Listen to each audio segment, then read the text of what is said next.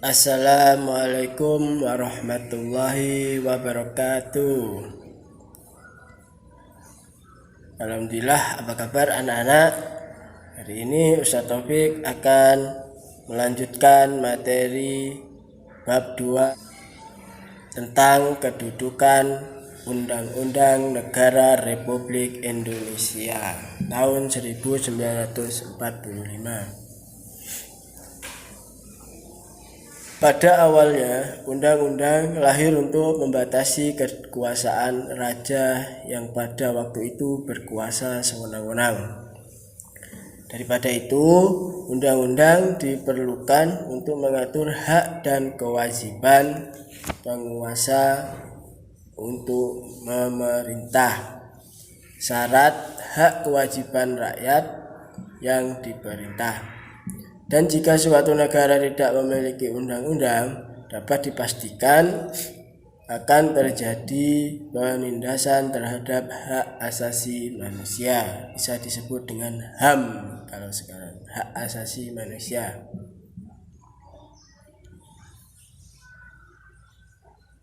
Latar belakang pembuatan undang-undang bagi negara yang satu berbeda dengan negara yang lain. Semua itu, hal ini disebabkan beberapa hal antara lain. Yang pertama, sejarah yang dialami oleh bangsa yang bersangkutan. Yang kedua, cara memperoleh kemerdekaan bangsa Indonesia. Yang ketiga, situasi dan kondisi pada saat menjelang kemerdekaan bangsanya dan lain sebagainya. Jadi Undang-Undang Negara Republik Indonesia terbentuk dilatar belakangi dengan sejarah yang dialami oleh bangsa yang bersangkutan. Contohnya sejarah pada waktu masa penjajahan waktu dulu.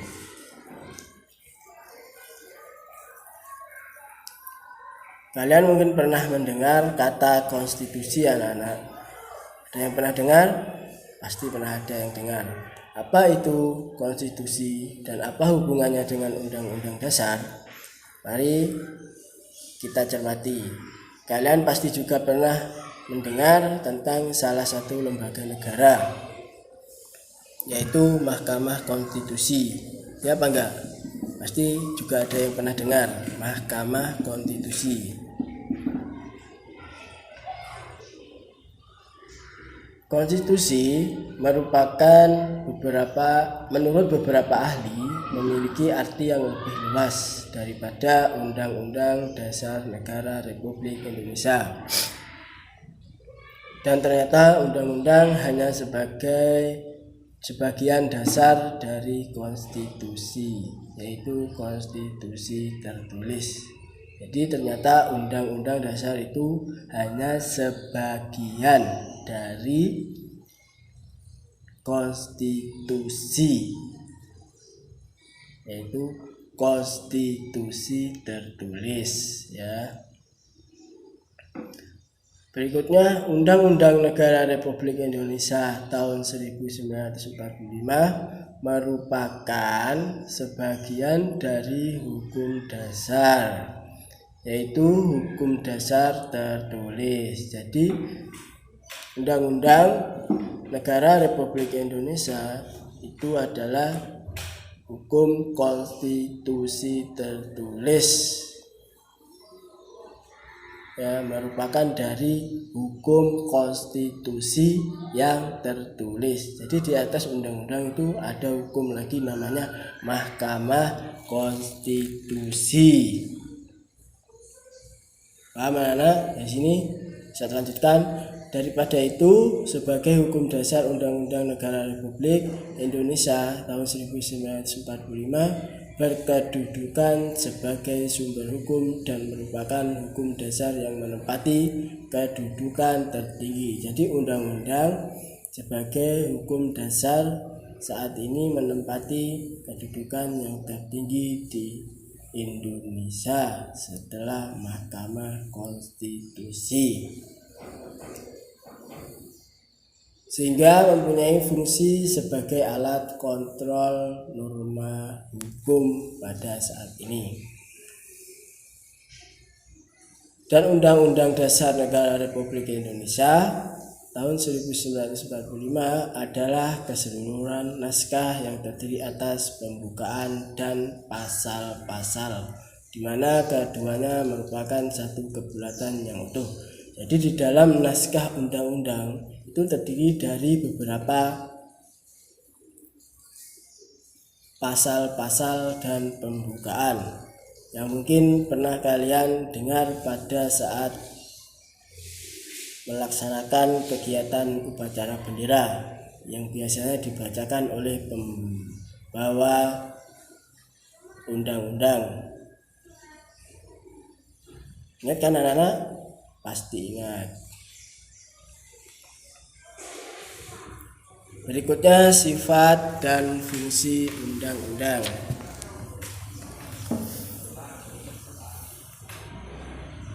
Sifat konstitusi dikelompokkan menjadi dua. Jadi undang-undang tadi apa anak-anak? Yaitu hukum dari konstitusi tertulis ya anak-anak. Di sini dikelompokkan menjadi dua, konstitusi tertulis dan konstitusi tidak tertulis. Dari sini masih ada yang bingung? Bisa dilihat buku LKS-nya nanti. Saya lanjutkan. Contoh gambar konstitusi tertulis dan tidak tertulis. Ya, ini anak-anak, yang pertama adalah konstitusi tidak tertulis, di mana paham maksud gambar tersebut? Maksudnya konstitusi tidak tertulis ada sebuah adat yang harus ditaati, di mana hukum adat tersebut tidak tertulis tapi harus ditaati, yaitu paham anak-anak maksudnya? Ya, selanjutnya ada contoh konstitusi tertulis, bisa dicontohkan seperti teks Pancasila di sini. Di sini sudah jelas konstitusi tertulis, jadi ditulis ya anak-anak. Jadi membedakan konstitusi tidak tertulis dan konstitusi tertulis itu sangat mudah. Kalau konstitusi tidak tertulis seperti hukum adat istiadat, sedangkan konstitusi tertulis bisa dicontohkan seperti teks undang-undang itu sendiri dan teks Pancasila yang di dalamnya terdiri dari beberapa alinea.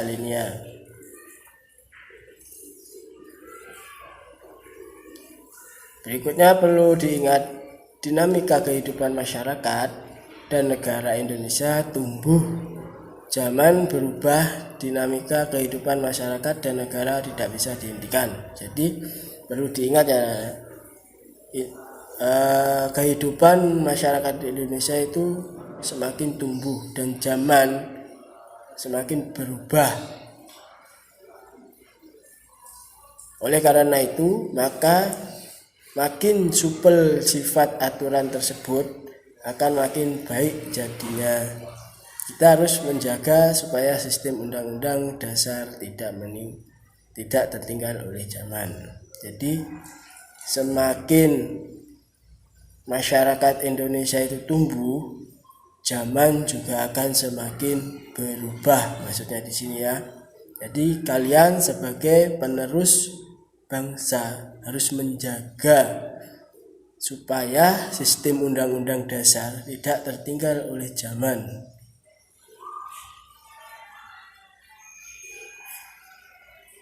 Kemudian dalam kedudukan yang demikian itu, Undang-Undang Negara Republik Indonesia tahun 1945 memiliki fungsi sebagai berikut. Yang pertama, sebagai alat kontrol. Kedua, sebagai pengatur. Yang ketiga, sebagai penentu. Dari ketiga ini adalah fungsi dari kedudukan Undang-Undang Negara Republik Indonesia. Jadi di Indonesia hukumnya itu dikontrol dan diatur dan ditentukan oleh Undang-Undang Dasar Negara Republik Indonesia. Jadi hukumnya mengikuti aturan Undang-Undang Dasar Negara Republik Indonesia. Jadi hukum di Indonesia itu tidak semena-mena diberikan, tetapi mengikuti aturan yang sudah tercantum di dalam Undang-Undang Negara Republik Indonesia tahun 1945. Mungkin dari sini kalian sudah memahami ya. Semoga bermanfaat.